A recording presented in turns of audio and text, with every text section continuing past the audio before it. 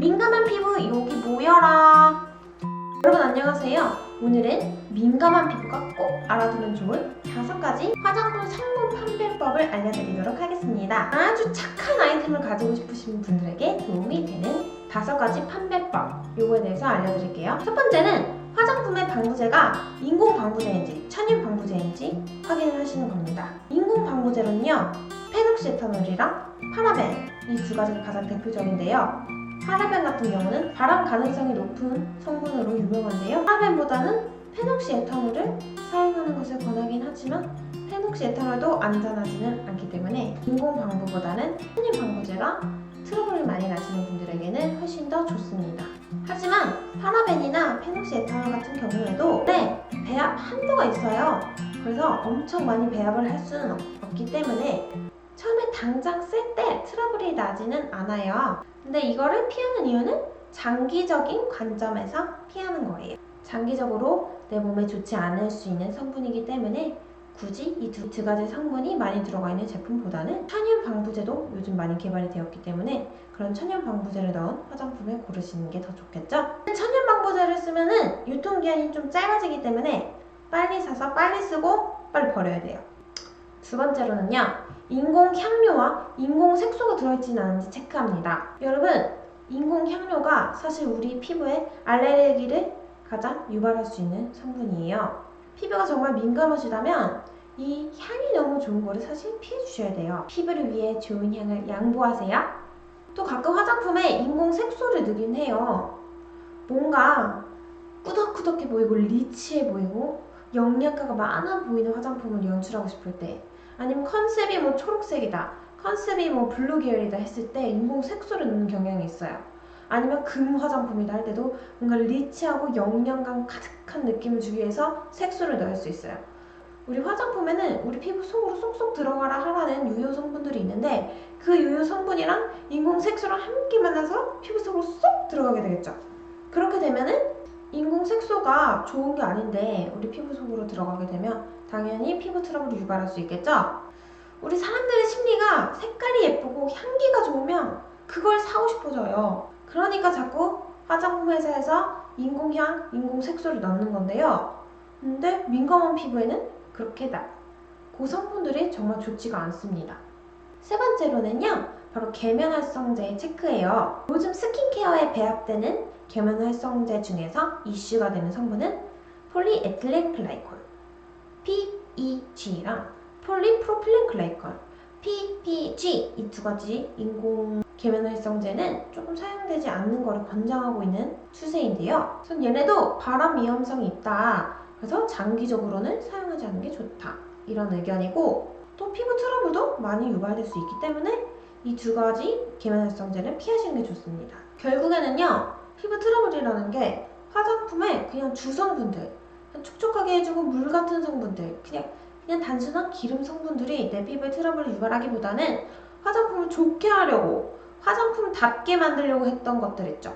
화장품이 잘 섞일 수 있는 계면활성제나 화장품이 상하지 않을 수 있도록 도와주는 방부제나 인공향이나 인공 색소나 이런 것들 때문에 우리 화장품을 풍요롭게 만들지만 막상 내 피부엔 좋지 않을 수 있다는 거. 반대로 이와는 다르게 너무 효과적이고 너무 좋아서 트러블이 나는 경우도 있습니다. 입자가 작아서 효과적으로 피부 속으로 쑥 침투될 수 있는 성분들.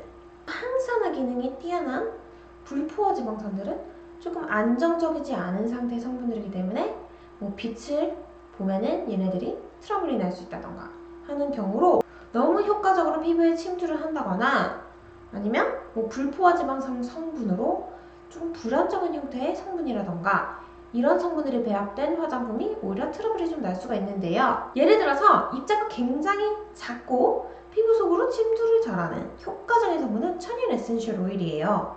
그래서 에센셜 오일을 쓰면 안 된다 하시는 분들이 많이 있는데 그 이유는 너무 효과적인 만큼 그만큼 피부에 트러블 유발할 수 있지 않나요? 하면서 에센셜 오일은 정말 민감하신 분들에게는 피하셔야 합니다, 이런 얘기가 있어요. 하지만 인공 향료보다는 에센셜 오일이 전 낫다고 생각을 하는 게, 효과라도 줘야지.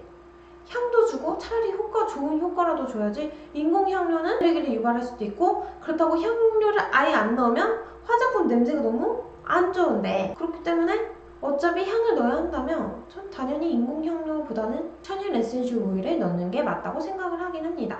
하지만 정말 피부가 민감하신 분들은 향이 너무 나쁠지라도 천연 에센셜 오일로 향까지 잡지 않은 제품들, 정말 향이 별로인 제품들, 차라리 그런 걸 고르셔야 돼요.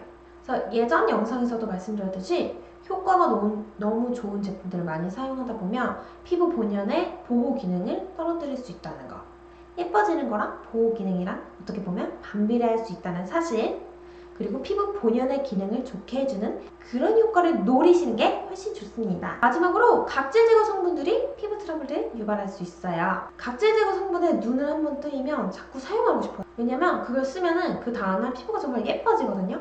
피부가 뽀얗거나 맨들맨들해지거나 뭐 트러블도 좀 사라진다거나 이런 좋은 효과를 가지고 있으니까 자꾸 사용하고 싶단 말이에요. 근데 얘를 또 너무 장기적으로 매일매일 사용하다 보면은 피부 장벽이 약해질 수 있기 때문에 주기적으로, 계획적으로 일주일에 몇 번만 내 피부 타입에 맞게 그렇게 사용하시는 게 좋습니다. 그리고 민감 피부이신 분들, 그리고 얼굴에 홍조기가 있는 분들은 각질 제거제가 좋지 않아요. 민감하고 홍조 피부이신 분들은 각질 제거제처럼 피부에 어떤 피지도 빼앗아가고 뭔가 예뻐지려고 하는 제품보다는 정말 보습력이 뛰어난 그런 제품을 정말 가볍게 얼굴에 그냥 도포해주시는 식으로 바르시는 게 훨씬 효과적이에요.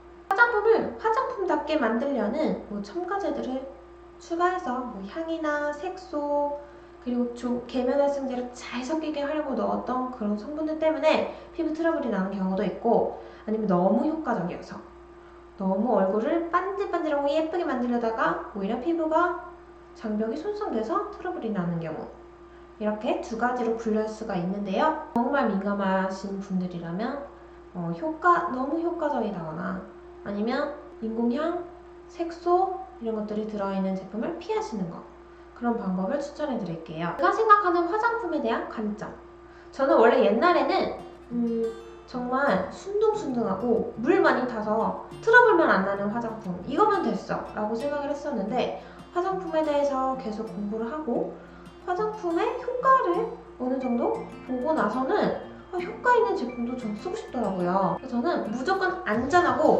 트러블 안 나는 제품만을 고집하기보다는 내 피부 상태에 맞게 정말 내 피부가 건강하고 매일매일 사용하지만 않는 거라면 일주일에 한두 번 정도는 저는 효과적인 제품도 쓰는 게 좋다고 생각하고, 또 어리신 분들도 있지만 나이가 많으신 분들도 있잖아요. 나이가 많으신 분들은 피부가 어차피 별로 예민하지도 않고 써야 어느 정도 효과를 보실 수 있기 때문에 노화 피부이신 분들은 정말 효과적인 제품을 사용하시는 것을 권장드립니다. 하지만 어리신 분들 같은 경우는 피부가 정말 예민할 수 있고, 요즘 유해 환경으로 피부가 자극을 많이 받기 때문에 예쁘고 싶은 마음은 물론 있겠지만 보호 기능을 절대 무시하지 않으셔야 됩니다. 저 같은 경우는 피부가 예민한 날에는 보습 위주로 너무 효과적인 제품 쓰지 않고, 피부가 좀 괜찮다, 피부가 진정이 잘 됐다 했을 때는 각질 제거제도 일주일에 두세 번 써주고, 효과적인 제품들도 가끔 써주고, 이런 식으로 해서 저는 제 피부 상태에 맞게 융통성 있게 화장품을 잘 사용하고 있습니다. 화장품 고르는 법, 이렇게 해서 민감성 피부가 생각해두어야 할 5가지에 대해서 알려드렸는데요. 정말 피부 트러블이 많으신 분들은 너무 좋은 기능을 포기하시고, 그리고 너무 예쁜 화장품, 너무 향이 좋고 색깔이 아름답고 이런 제품보다는 내 피부를 위해서 보습에 충실하고 인공 방부제가 들어있지 않은 순한 제품을 고르시는 게 좋습니다. 오늘은 어떤 방법적인 면들에 대해서 알려드렸는데, 다음에는 실제적으로 어떤 화장품 제품을 사용해야 하는지는 제가 차차 또 알려드리도록 할게요. 여러분, 오늘 영상이 도움이 되셨나요? 도움이 되셨으면 구독하기랑 좋아요 버튼 꼭 눌러주시기를 너무너무 바라고요. 그럼 요약하면 보여드릴게요. 여러분 안녕!